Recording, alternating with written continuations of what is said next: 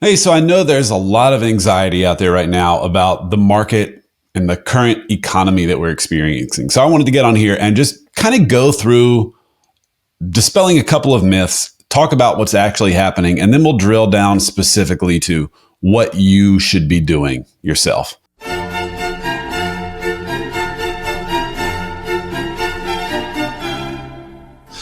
First, let me say, as a person who's in no way prone to anxiety of any sort in any walk of life, I do want to say I can relate to you. For those of you who are high anxiety, I can relate to you right now from the standpoint that, you might have a couple of investment accounts that you're watching, constantly refreshing, seeing how much was it down today? Was it back up today?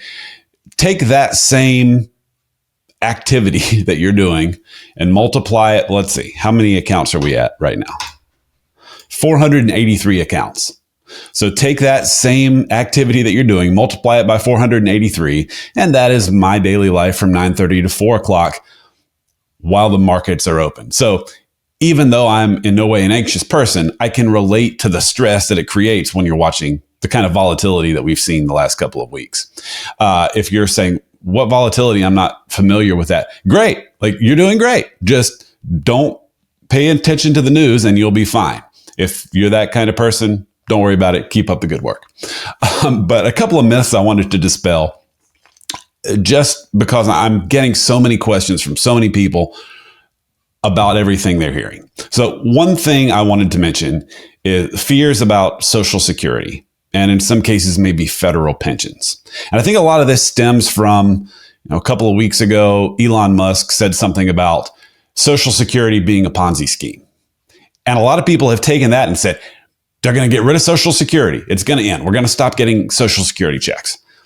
That is just not a realistic concern. First of all, people have been saying for years that Social Security is a Ponzi scheme. If you look up what a Ponzi scheme is and you look at how Social Security operates, I would say calling Social Security a Ponzi scheme is definitionally correct. That doesn't mean that it's going to go away. I've said this 100 times. Politicians are really bad at a lot of things, but they're really good about getting elected again and again and again. You can't pry these people away from power. They love it. They're not going to do anything with Social Security when they know that that group votes more vociferously than any other demographic group. People over the age of 60 are your most consistent voters. So it's just not realistic to think that something is going to happen with Social Security. Now, Social Security has problems. Absolutely.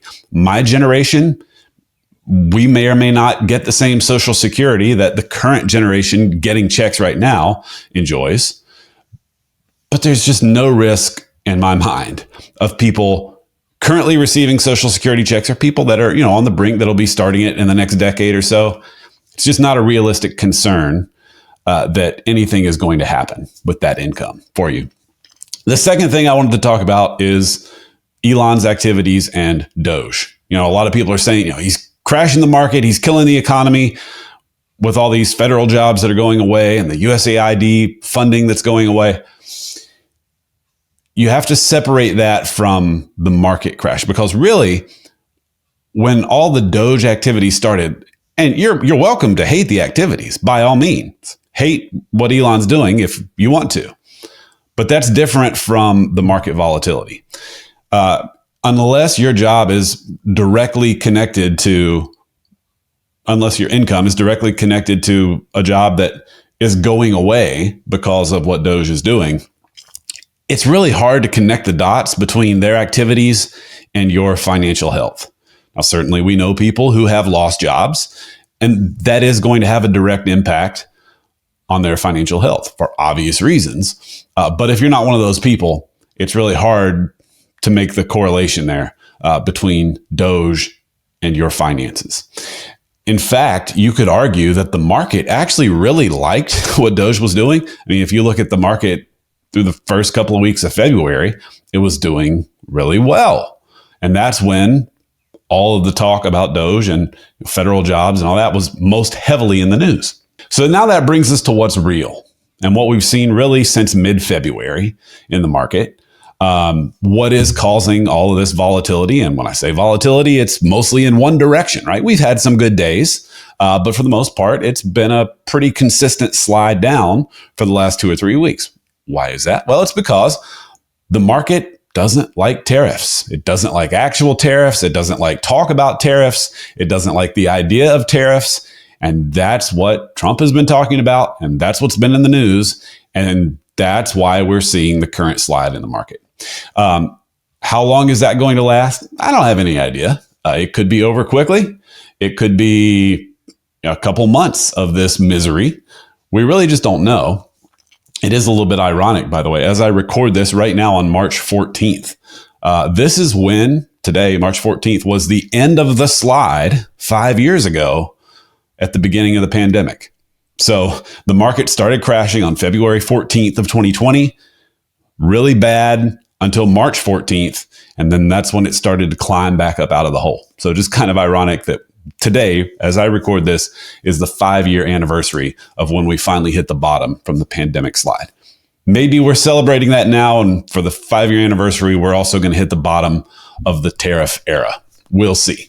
There is some talk that there's a grander strategy in place here. Some of the rhetoric from the White House has been, well, the economy has been addicted to government spending for so many years that once we take that government spending away, once we rein that in, it's, like trying to get off drugs that you're addicted to. There's going to be a withdrawal period, which, on one hand, it's really hard for me to listen to the rhetoric and watch the way they go about things and think, yeah, this is a 4-dimensional chess, long-term strategy.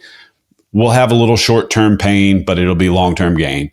On one hand, it's really hard to see that. On the other hand, Trump, like a cat falling off a roof, more often than not, lands on his feet one way or another. So maybe that's where we're headed. I don't know. We'll just have to wait and see. So that brings us to, what do you need to specifically do? First thing you need to do is emotionally separate pretty much anything that Elon is involved in from your financial situation. Again, if you have a job that's going away, that's one thing. Otherwise, separate Elon from your financial health. You're welcome to be mad at him. You're welcome to hate him, but it probably doesn't affect you very directly, more likely than not. Second thing you need to do is understand your timelines. What I mean by that is market volatility does not hurt you unless you're relying on that money that's experiencing the roller coaster, unless you're relying on that money for income in a pretty short period of time. The volatility is not a crisis for you. And notice I didn't say age. It's not about how old you are. It's how long it is until you need that money for income. So if you're 45 and we're talking about the money that's in your retirement accounts, that's money that you're not going to touch for 15, 20, 25 years, depending on how long you work. So volatility today in March of 2025 is just not a concern for you as it relates to your retirement money. If you're 65, that doesn't automatically mean that volatility is a crisis, because you might be 65, you might have your Social Security, pensions, you might have some other income. You might still have a long timeline on that money before you need it for income. And if that's the case, you're just like the 45-year-old from the standpoint that the current volatility is not a crisis for you. Now, if you're a client of ours, we have already taken this into account with your plan. We already know how long the timeline is until you need that money for income. Roughly, if it's 20 years or 20 months, we know about where you are on that spectrum. So all of this is already factored into your plan. We didn't have to predict this specific market crash, but we absolutely predicted market downturns as part of reality, right? The market reacts to news, and the news is unpredictable. And so it stands to reason that the markets are going to be unpredictable. That's already baked into your plan and baked into how we have you invested. So again, if you're working with us, it's not a situation where you have to make any huge changes right now, because unpredictability like this has already been factored in as part of your plan. Now, if you have some life circumstance change, like maybe you've gotten laid off and we weren't expecting that, yeah, maybe that does lend itself to some changes we need to make to your plan. But we don't really need to make changes to your plan just based on what's happening in the world around you. That's already factored in. Last thing I'll tell you is if you're a person that is prone to high anxiety, you just have to consume less news. You are a sitting duck for the news industry if you're a person that's high anxiety, because anxiety is their entire business model. The more anxious they can make you, the more you're going to click on their stuff, keep watching their channel, the more you're going to read and subscribe and keep watching and keep scrolling.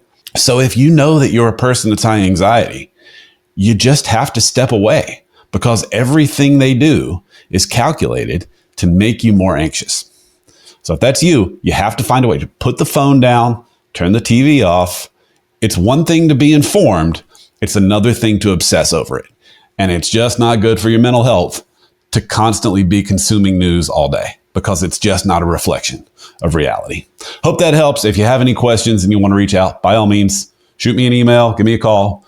We'll figure it out. If you need me to talk you down off the ledge, personally, happy to do that. But just wanted to get a message out to everybody to kind of explain what's going on right now and say, relax. It's going to be okay in the long run. We got you covered. Talk to you soon. Carolina Wealth Stewards doing business as Rosewood Wealth Management is a registered investment advisor in the state of North Carolina. The material presented is intended to be general information and should not be construed by any consumer as the rendering of personalized investment advice.